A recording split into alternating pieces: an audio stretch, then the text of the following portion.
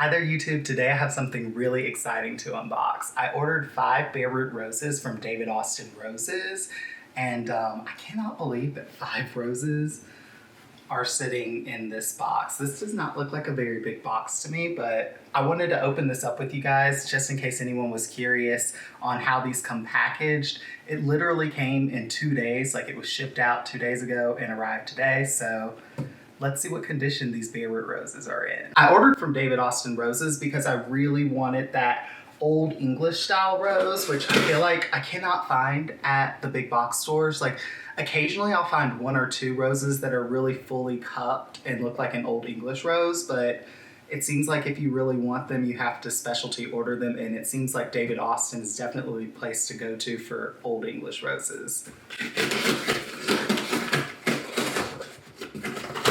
I'm so curious how this is packaged.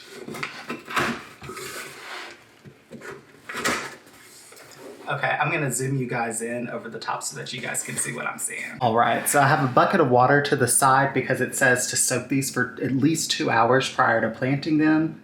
So let's see what's in here. I have my packing slip right here. I got 1 Olivia Rose Austin, 1 Desdemona, 1 Lady of Shallot climbing rose, and 2 Vanessa Bell roses.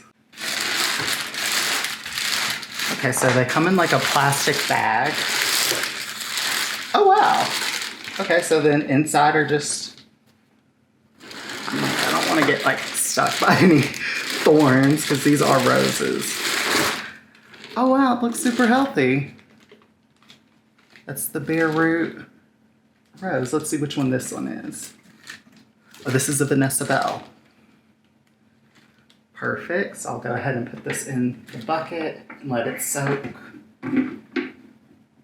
This is another Vanessa Bell. Looks healthy as well, and it's already got growth coming off of it. Oh my gosh, I don't think this bucket is going to be big enough. I don't think I have a bigger bucket, so they're going to have to work. This one has a lot of new growth on it. See, 1, 2, 3, 4, 5, 6 new growths on it. Which one is this one? Olivia Rose Austin. I'm really excited about this one. It's like a pale pink, really light pink, super doubled, lots of petals. Okay, I think I'm gonna grab a second bucket because I'm afraid I'm gonna break these roses if I add too many. Actually, I think I might put these in the kitchen sink. Oh no, I'm not lying. I'm filling up the kitchen sink. They're definitely going in the kitchen sink. I don't have anything big enough to put these in. All right, and then the last 2, let's see.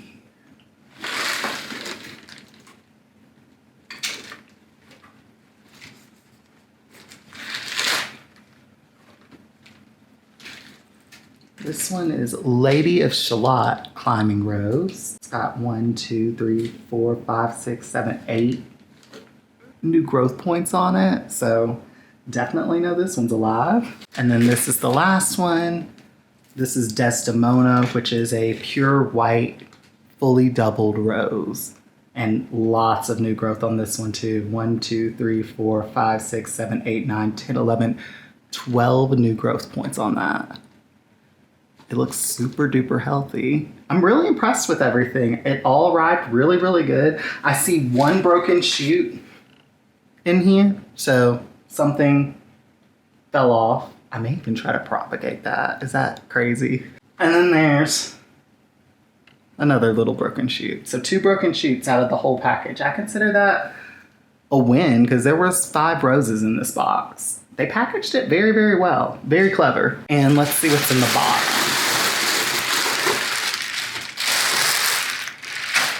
Oh, planting guide. Perfect. I mean, I'm pretty sure I know how to plant a Bareroot rose, but we'll definitely follow their instructions. Step 1, if you're planting Bareroot, rehydrate in a bucket for a minimum of 2 hours. Already doing that. Step 2 is to dig over soil thoroughly, making sure there's no weeds or large stones. And then dig a hole and plant it. And water well. Yeah, I think we can handle that. All right, I'm gonna let those roses soak for the 2 hours that it says, and then we'll get out to planting them. I already know exactly where I'm gonna put all of these in the garden. And I gotta say, I really liked how they packaged them in this bag because literally all the mess, all of the mud, everything is in this bag. I can just throw this straight away. Super clean. Actually, while I was sitting here waiting, I was like, we might as well go ahead and dig the holes for these roses so that they're ready whenever these roses are done soaking. And I can go ahead and show you guys where I was thinking about placing each one. All right, so here we are at the expanded rose garden. Before this year, the rose garden literally was just this corner back here. It used to be a corner that just went like this. Right here, it's got a couple of roses that I love and a couple that I need to move. Like, as you can see, these two roses are way too close together. This little rose right here, it blooms pink, but it never really gets that good of a chance because this peony has gotten so huge. And so has this rose, which is red and white. This rose right here is a massive red shrub rose. It gets to be huge, like taller than the fence, so well over 8 feet tall, and same width wise. Like, it literally ends up encroaching way out to here, which is why I need to end up moving those lilies as well because they never get a really good chance to bloom. Last year, I ended up adding this drift rose right here, so I don't need to move it. And then there's a climbing rose right here that Matt swears is pink, but I don't remember ever seeing it, so we're just gonna leave it there and try to train it to the fence. But now that I've expanded the rose garden, I was thinking about bumping that light pink one out to over here, adding one of the new roses right here and one of the new roses right here. I'm thinking the Desdemona in the front because it's a white one and I don't want it to get washed out.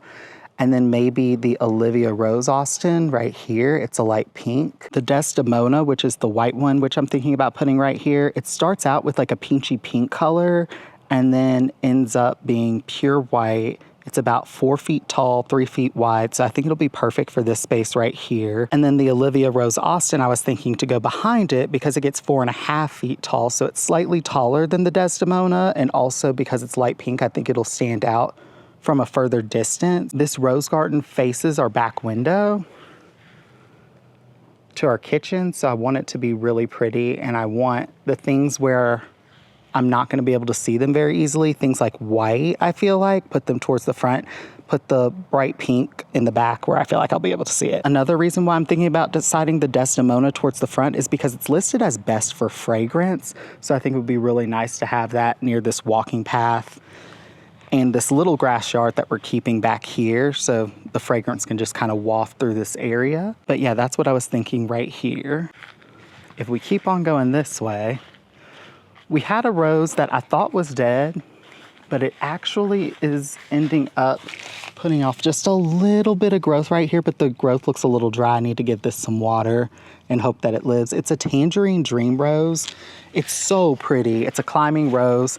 I was planning on training it up this wall and over the doorway, but I thought it was dead. So I ended up replacing it with a Lady Shallot climbing rose. So I think what I'm gonna do is put the Lady of Shallot right here. It's an orange climbing rose that gets about 8 feet tall. So I was thinking I could maybe train it up and maybe train it halfway over this doorway, and then the Tangerine Dream can kind of meet it the other way.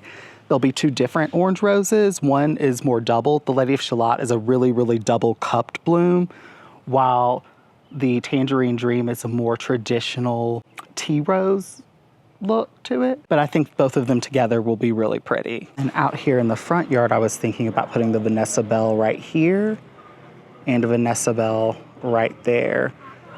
They're light yellow roses, which I think would be really pretty to have coming down this walkway.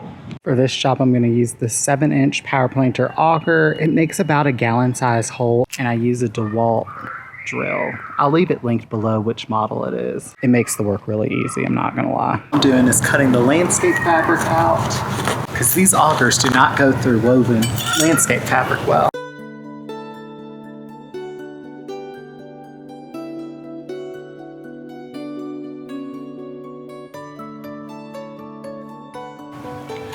took a second that time, but we got there. See, a nice hole. Very nice and deep where I can backfill it with a little bit of compost and mix that with the native soil for this rose, because roses are heavy feeders.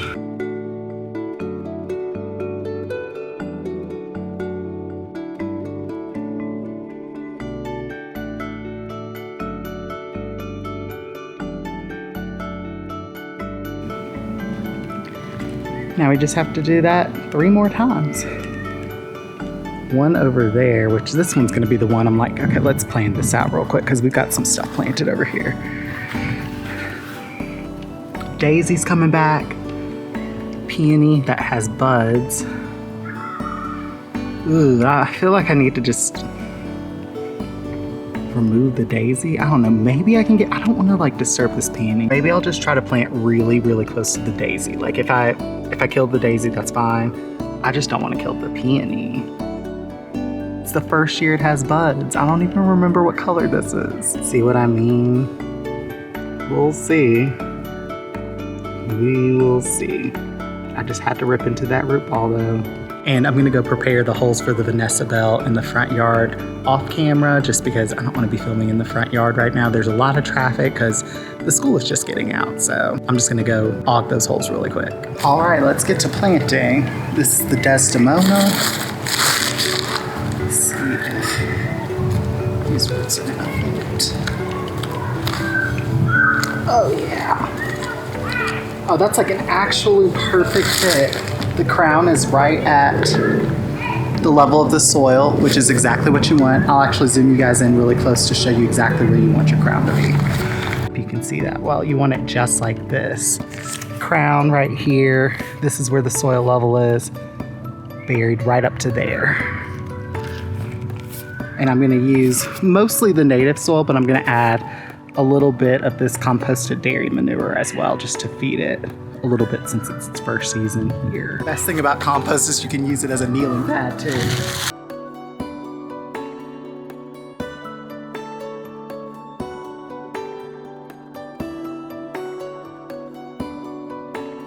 That's planted perfectly. I'm gonna quickly do this for the other ones.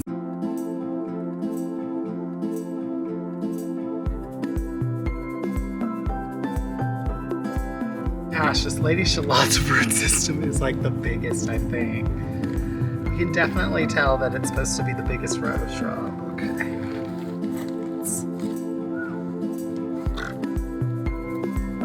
Oh, it should fit perfect actually. Buy a lot of compost because I lost a lot of my soil underneath the shed.